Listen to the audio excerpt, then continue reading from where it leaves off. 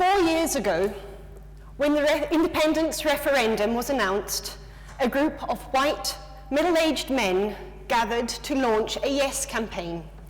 A Yes campaign which, for those who remember it, promised that independence would mean no change, that a Yes vote would mean more of the same, and that Scotland leaving the UK was not something the establishment should be afraid of. We weren't having any of it. We, Greens, launched our Green Yes campaign, arguing that bringing power closer to people meant that they could use it to transform our country. We worked with friends across the left to build the radical independence movement and made the case that another Scotland is possible. The job of the radical is to make hope possible. And that is what we did. And we did it in the face of those convinced by their own despair. Thousands of people got involved, bringing life and energy to the referendum and bringing Britain's elites to their knees. And we came closer than most of us had ever imagined. And now, as the Holyrood election fast approaches, friends, we're going to have to do it all over again. As the Holyrood election approaches, we need to be at the front line of creating a better Scotland. Don't get me wrong, the SNP are popular because people compare them to the horrors of the Tory government at Westminster.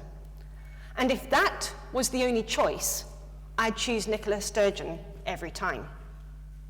But it's not the only choice. Everywhere in Scotland I go, people say the same thing. We, as a country, are restless for change, but the government is only willing to tinker at the margins. The SNP are sitting on a record-breaking lead in the polls, but they are afraid of confronting Scotland's biggest challenges, and they are refusing to take on vested interests in our society. What I hear is the echo of our message from the referendum. We came out of that referendum with the foundations of a society that expects better from its politics and its institutions. We now have communities determined to stand up against injustice. We have a movement, our movement, that gives me and so many others hope. The really inspiring message that, yes, another Scotland is still possible. All across the country, we hear that people want Holyrood to be better, to be bolder. And it's no wonder. This week, after 9 years of promising real reform to local taxation, the SNP announced their proposal. They do want to keep the council tax, after all. They just want to make it slightly more progressive than the current system, a system introduced by John Major in 1993.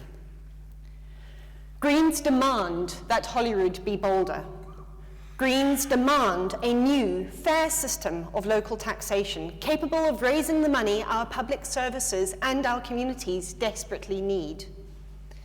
It's all too easy for this to become an abstract debate about variable rates and cut-off points and gearing. But let's remember what this is really about.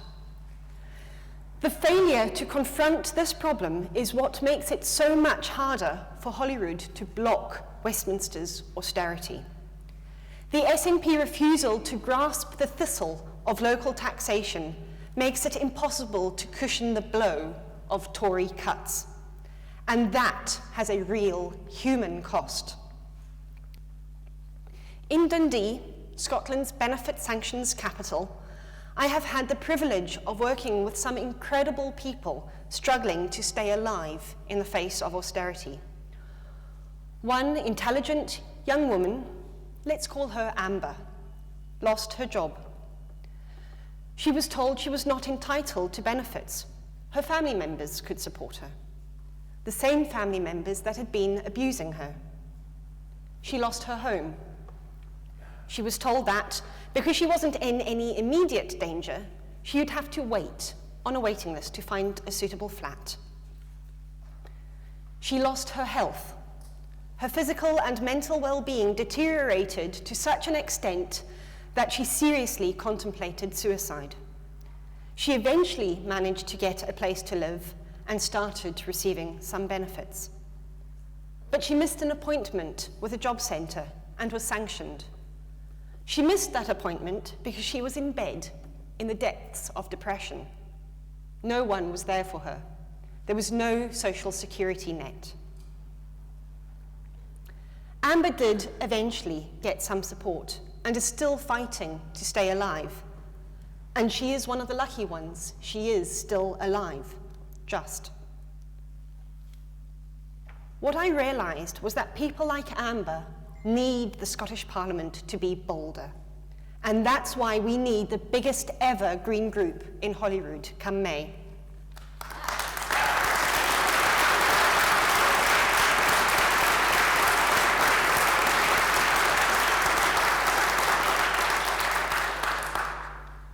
This week's council tax disappointment isn't the only example of the SNP being too cautious. Last weekend in Arbroath, I got speaking to a man out for a walk with his dog. Unprompted, he raised with me a long list of businesses locally that used to provide good quality jobs. Companies like Keith and Blackman have gone, closed in 1985. Giddings and Lewis Fraser also passed into history in the mid-1980s. An industry in the town which once made the sails for the Cutty Sark has gone with the wind. As those jobs went, a new industry emerged offshore.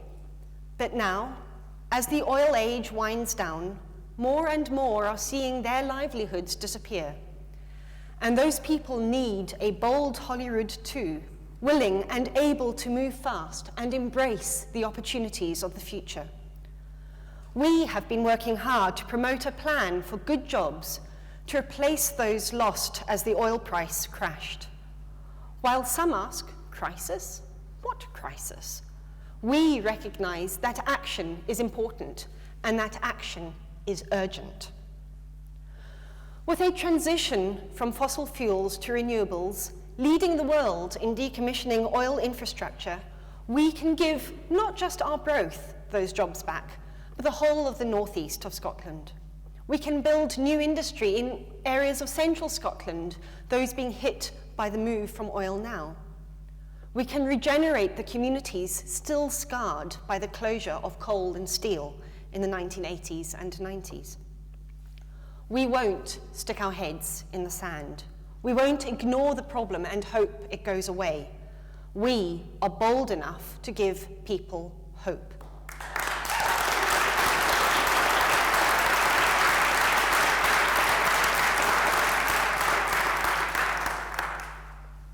And that hope is important. Hope of a good job for the future. Hope to imagine a future beyond oil. Our Parliament needs that vision, that boldness. When I was the party's candidate for Europe, I remember clearly going to Ullapool to campaign. I had a long conversation there with the ferry workers about their day-to-day jobs. Having spent quite a lot of time in the Outer Hebrides myself, I was familiar with many of the issues. But in the 6 or 7 years since I've been regularly in the Western Isles, things have changed. These ferry workers in Ullapool feared what had happened to their colleagues on the Northern Isle ferries, privatisation. Northlink had been handed over to Serco. The result has been longer hours, lower wages, less focus on health and safety. I realised then the importance of a bold voice, one that would stand up for those ferry workers. I said to the ferry workers then that we will never support privatisation. We just will not.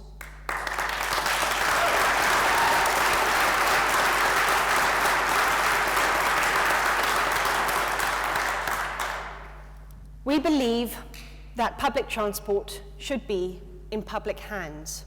And that's not just ferries, it goes for ScotRail too. I, like many of us here, was very disturbed by the story of Andrew Stoddart in East Lothian.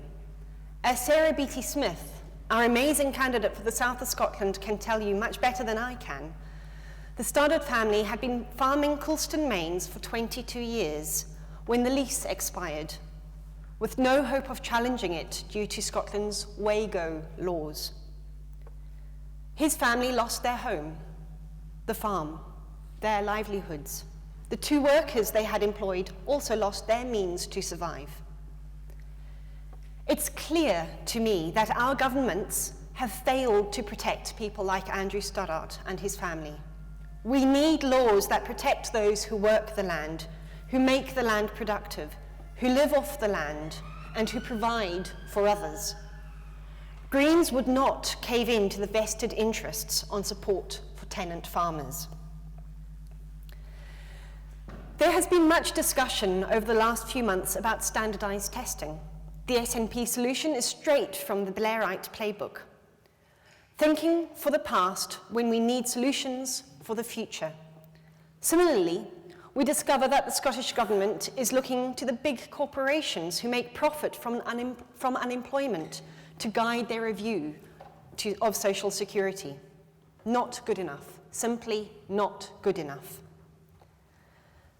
These are just some of the challenges we face in Scotland today.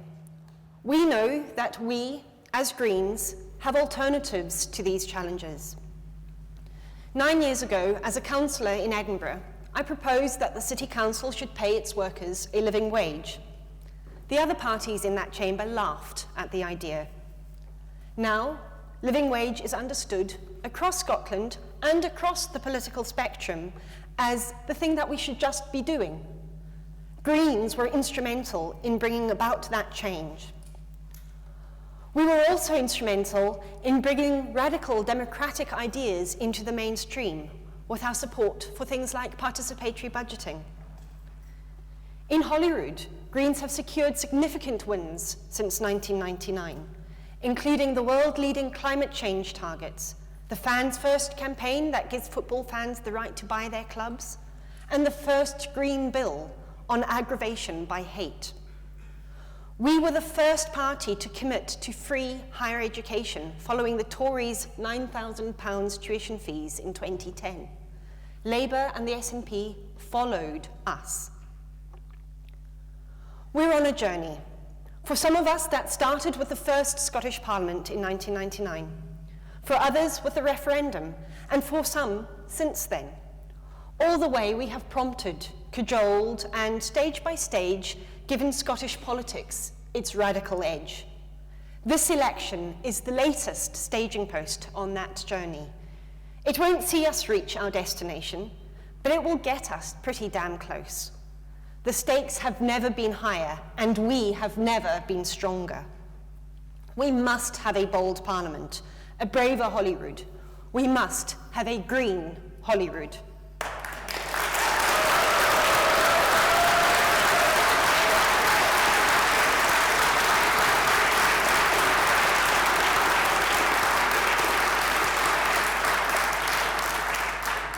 And we have hope for that green Holyrood, and we have made that hope possible. Now we need to make change inevitable. It will be hard work, but it will be fun work, and we know that it is the important work that can transform our country and our world. So join me, join all of our candidates, all of our soon-to-be MSPs, in bringing us a step closer to a better Scotland in a bolder, greener Holyrood. Thank you.